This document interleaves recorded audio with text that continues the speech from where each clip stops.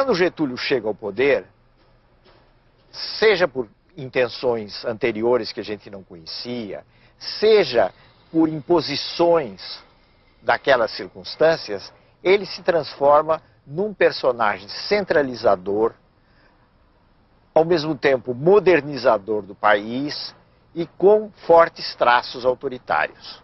Tanto assim que os anos de 1930 a 1945, os 15 anos em que ele esteve no poder, são conhecidos geralmente como a Era Vargas.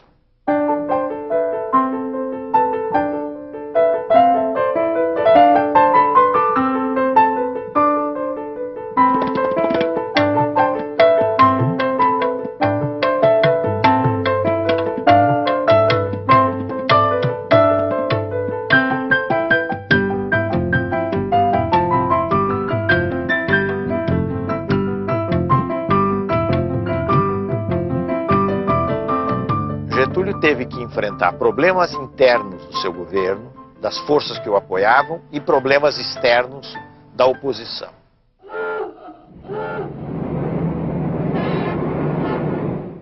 O problema maior que Getúlio teve que lidar entre as forças que o apoiavam, talvez tenha sido o problema do tenentismo.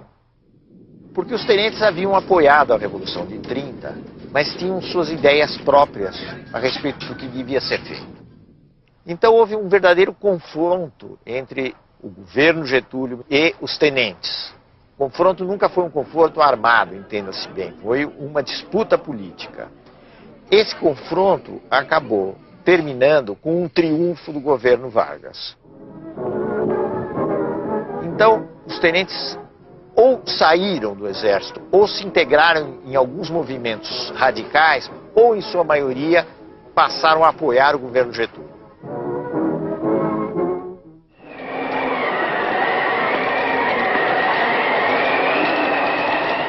Os problemas externos vinham principalmente das elites regionais dos estados, que não se conformavam com a política centralizadora.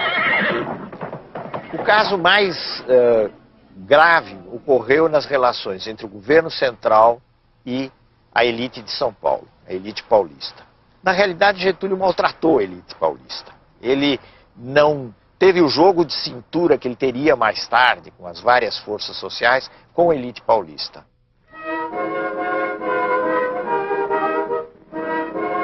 Isso deu origem a muitas resistências e acabou gerando a Revolução de 1932. Heróico a luta feito, firma sua tradição, tendo nas mãos o direito e a pátria no coração. São Paulo lutou durante vários meses praticamente sozinho, mas, no fim, foi derrotado pelas forças do governo federal, sobretudo pelas forças do Exército Nacional.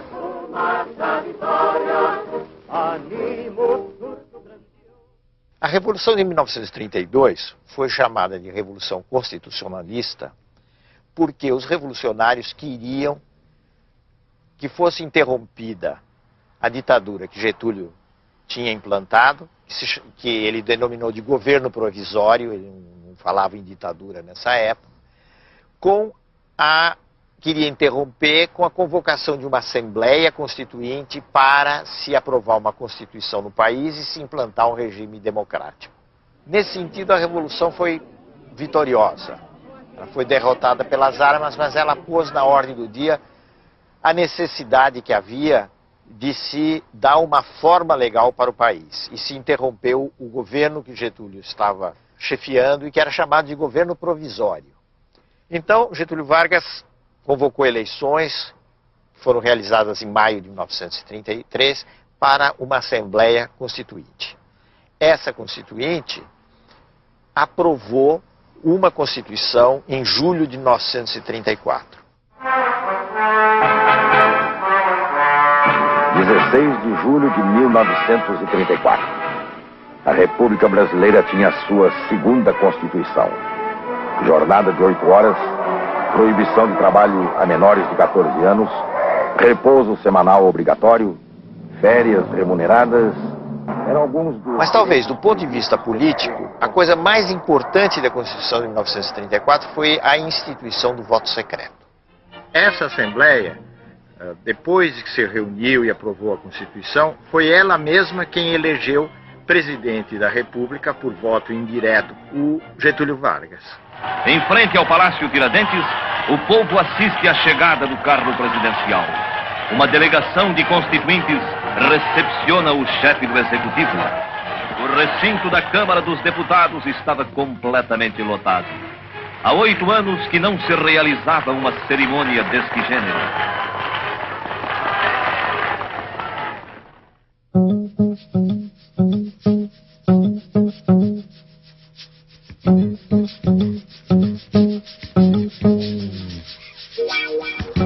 O que é que mudou concretamente a partir de 1930? Vamos pegar algumas áreas, não é possível examinar todas as áreas. Então vamos pegar a área da economia. O que aconteceu durante os anos 30, até o final dos anos 30, foi o fato de que o Brasil tinha condições de produzir café numa escala muito maior do que um mercado mundial em crise podia absorver.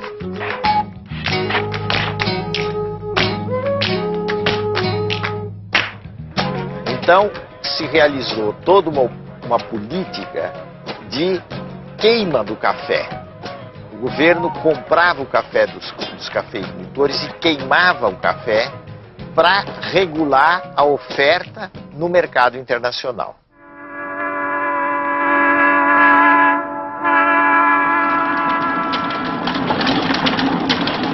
A outra mudança importante foi a expansão da produção do algodão. Então, nesse momento de crise, o algodão, de certo modo, veio em socorro das exportações brasileiras. E isso tem a ver com um fenômeno europeu, que foi o fortalecimento da Alemanha, infelizmente sob o controle de Hitler, e foi essa Alemanha nazista que começou a comprar em grande escala, para a produção de tecidos, o algodão brasileiro.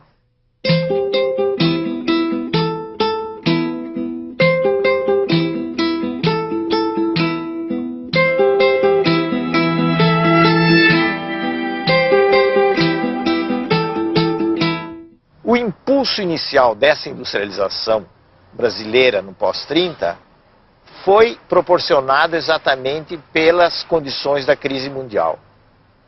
Como era complicado importar mercadoria acabada, produtos industriais acabados, porque o mil-réis, que era a moeda do tempo correspondente ao real, tinha se desvalorizado, e porque ele não existia mil-réis em quantidade suficiente, porque o Brasil não exportava da mesma forma como exportava antes de 1930, o país foi incentivado a substituir essas importações. E essa substituição se dá com a produção interna de bens industriais.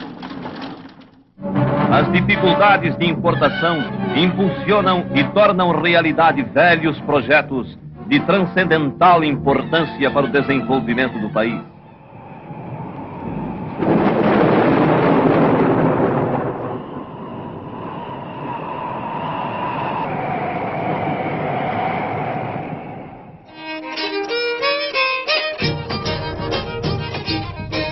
Sobretudo a partir de 1930, com exceção dos japoneses, a mão de obra estrangeira deixou de vir para o Brasil.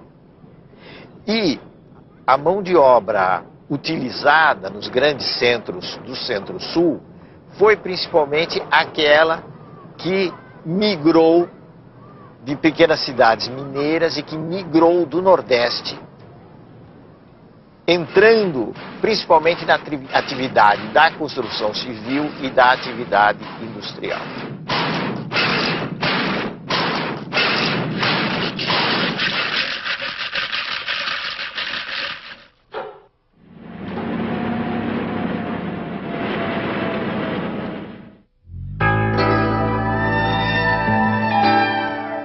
No nível federal, as reformas implantadas por Getúlio tiveram vários objetivos. Um deles foi a implantação de um ensino técnico demonstrando a preocupação com a industrialização e com a mão de obra qualificada.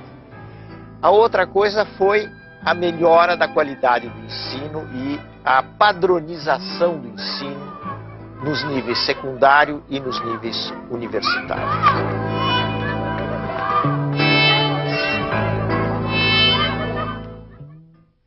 Tudo isso foi muito importante, mas nós não devemos esquecer também o fato que a política getulista liquidou as condições de existência de um sindicalismo autônomo, isto é, de uma organização própria dos trabalhadores. Ele fez tudo isso de cima para baixo, autoritariamente, como era o seu estilo.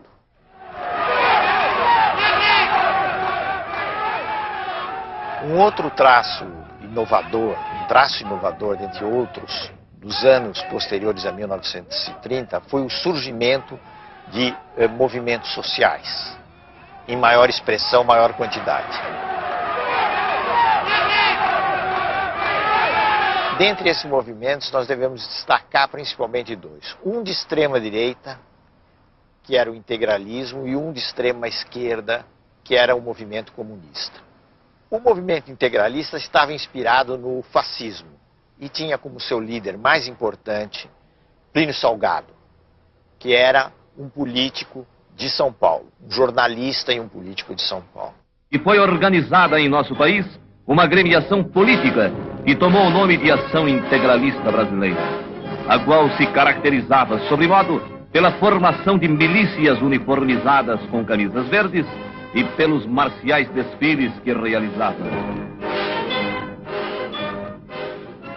Os integralistas eram nacionalistas, totalitários, adversários das liberdades democráticas e acreditavam num regime sustentado por um partido único. Eles apoiaram Getúlio Vargas na esperança de que, através de Getúlio, eles chegassem ao poder. Getúlio lhes deu alguma corda até o golpe do Estado Novo, até novembro de 1937. A partir daí, os integralistas foram marginalizados, uma parte deles tentou um golpe que fracassou e o movimento deixou de ter importância maior na cena política. Os comunistas tinham uma outra tática, que era a tática de enfrentamento, a tática de oposição. E com isso eles chocaram de frente com o governo Getúlio.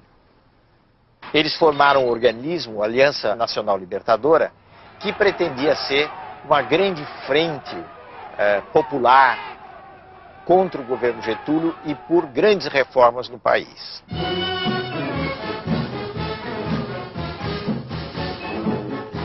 O governo fechou a Aliança Nacional Libertadora, aplicou à aliança uma legislação repressiva, que era a Lei de Segurança Nacional, e colocou os comunistas na ilegalidade. Eles partiram para uma iniciativa de revolução que, na realidade, acabou resultando numa verdadeira aventura, que foi a chamada Intentona Comunista de novembro de 1935.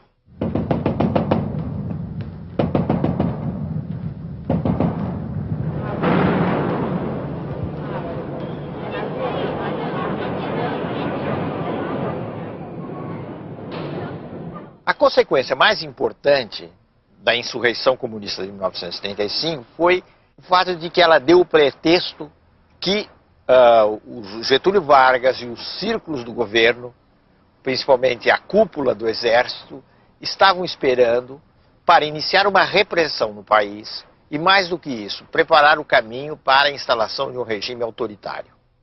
Isso se fez através do golpe que instituiu o Estado Novo, o golpe de 10 de novembro de 1937.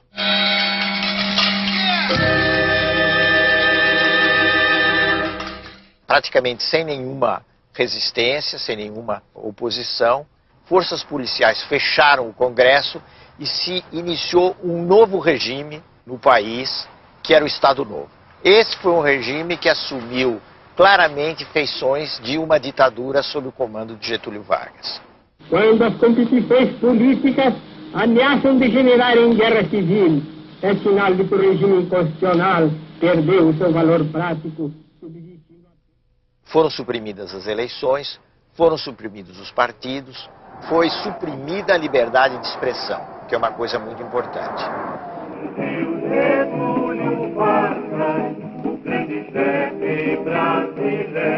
Na maneira de ver de Getúlio e dos generais e dos círculos civis que apoiavam Getúlio, não deveria haver lugar para partidos no país. Os partidos eram parte, eram coisas nocivas à organização do país. Era preciso organizar um todo nacional, de cima para baixo, tendo como chefe supremo o chefe da nação, ou seja, Getúlio Vargas. Getúlio Vargas cuida do lar do trabalhador brasileiro. Aqui o vemos inaugurando as primeiras casas de uma série que planejou para todo o território nacional como habitação condigna dos obreiros da grandeza do Brasil. Tendo ao lado sua esposa, Dona Darcy Vargas, vemos o presidente da República, acompanhado pelo senhor Gustavo Capanema e outras autoridades, inaugurando o Hospital Estácio de Sá, na capital. Getúlio Vargas inaugurava o Instituto Nacional do Livro. Aqui o vemos em companhia do senhor Herbert Moses. O presidente da República assistia à grande parada militar comemorativa de nossa independência.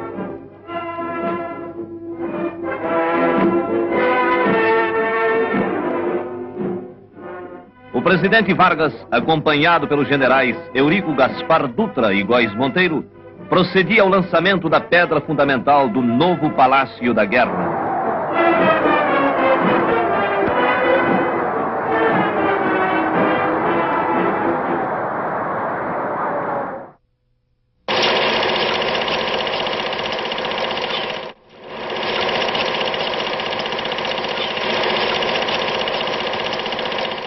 Especialmente no Estado Novo, houve uma ampla utilização do cinema, do teatro, do jornal, do rádio, que tinha uma importância muito grande, para enaltecer as façanhas do governo Getúlio e do Estado Novo.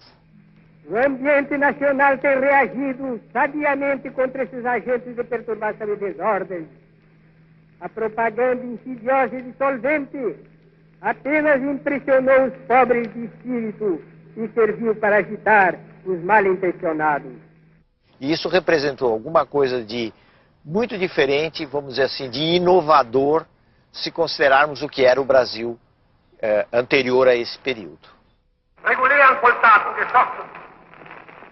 Zeit 5:45 Uhr.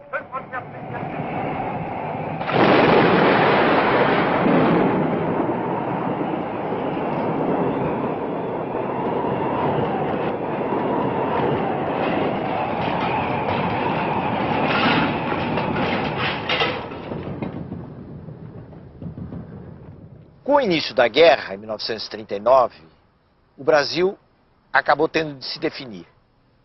E Getúlio, que até 1941, mais ou menos, mostrara muitas simpatias pela Alemanha e pela Itália, acabou se inclinando pelas forças democráticas. Isso por razões muito práticas, muito de ordem prática. Ele percebia que ele estava num determinado campo, no mundo ocidental, com os Estados Unidos, ali em cima, o chamado Grande Irmão do Norte, com um pouco de ironia, né?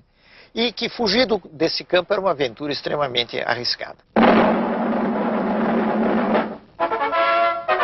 Então, em alguns meses, ele decide essa inclinação em favor das chamadas potências aliadas, as potências democráticas. Isso já no curso da Segunda Guerra Mundial.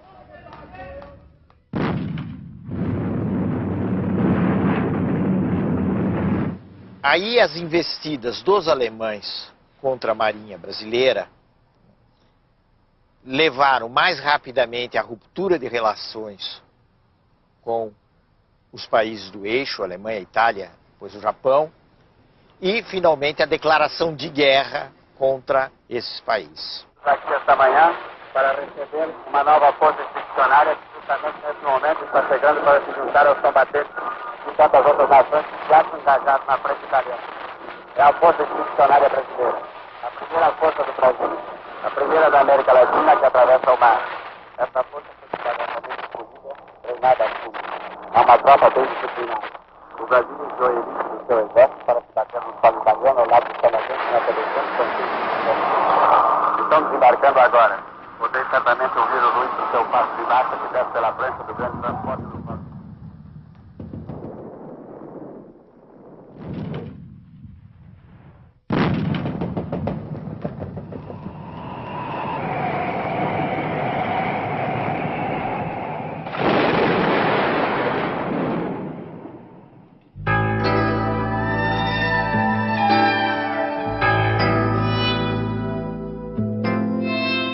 O que é que determinou a crise do Estado Novo?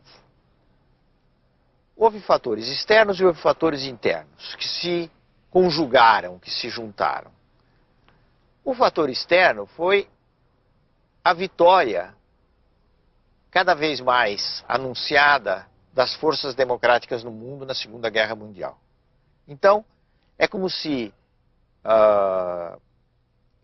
todas aquelas antigas ideias que vinham do começo dos anos 30, todas elas autoritárias, entrassem em crise, se desprestigiassem e a ideia de democracia, o direito de intervenção na nação, nos destinos da nação, se tornasse uma ideia muito forte.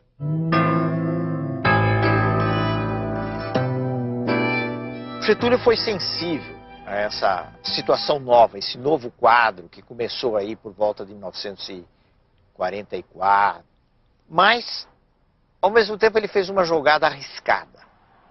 A jogada foi tentar se apoiar num certo tipo de mobilização popular, como ele nunca tinha feito no passado. Para isso, ele foi encontrar apoio naqueles setores políticos e de trabalhadores que o haviam sempre sustentado.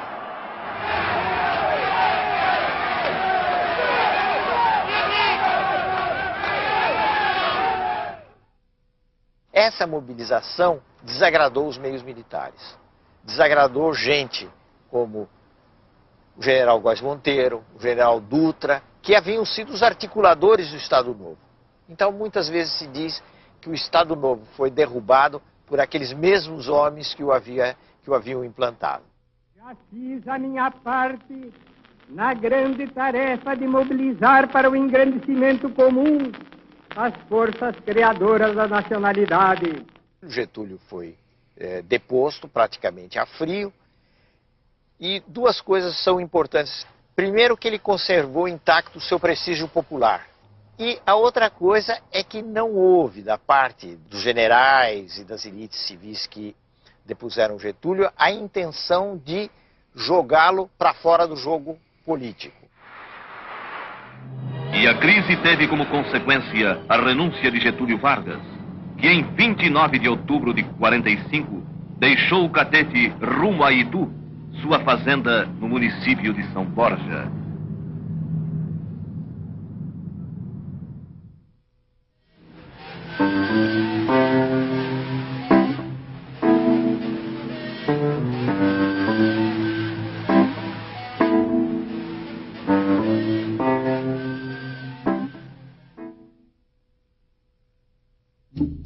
No próximo programa, o Brasil escolhe o caminho das eleições.